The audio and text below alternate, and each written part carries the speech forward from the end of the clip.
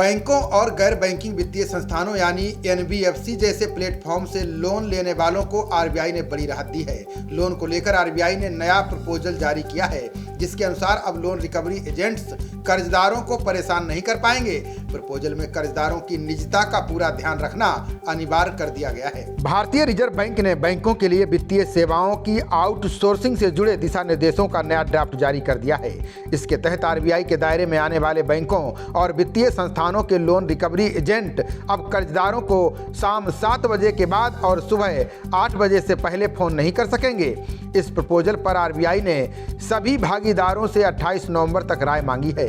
Draft के अनुसार bank NBFC management से जुड़े मुख्य फैसलों और लोन मंजूरी जैसे फैसलों के लिए आउटसोर्सिंग सेवा का इस्तेमाल नहीं कर सकेंगे। बैंकों और एनबीएफसी के अलावा payment bank, small finance bank, NABARD और सिडबी जैसे वित्तीय संस्थान सहित सभी तरह के सहकारी बैंक और क्रेडिट इंफॉर्मेशन कंपनियां इस नियम के दायरे में आएंगे। ड्राफ्ट में कहा गया है कि आरबीआई के दायरे में आने वाले सभी वित्तीय संस्थानों को direct sales agents, direct marketing agents और रिकवरी एजेंट्स के लिए बोर्ड से मान्य किया गया कोड ऑफ कंडक्ट बताना होगा। वित्तीय संस्थानों को यह सुनिश्चित करना होगा कि उनके एजेंट्स अपनी जिम्मेदारियों को संवेदनशीलता से निभाने के लिए प्रशिक्षित हों।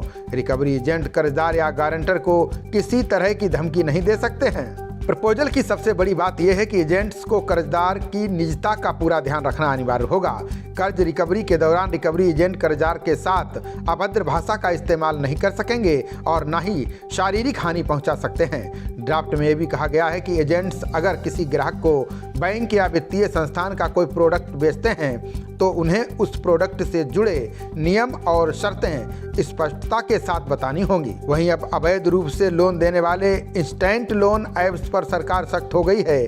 देश में कई वित्तीय कंपनियां ऐप्स के जरिए इंस्टेंट लोन बांट रही हैं। इनमें कई फर्जी भी हैं। ऐसे ऐप्स के बढ़ते खतरों से निपटने के लिए आईटी मंत्रालय ने आरबीआई को ज़्यादा जानकारी वाली केवाईसी प्रक्रिया तैयार करने को कहा है।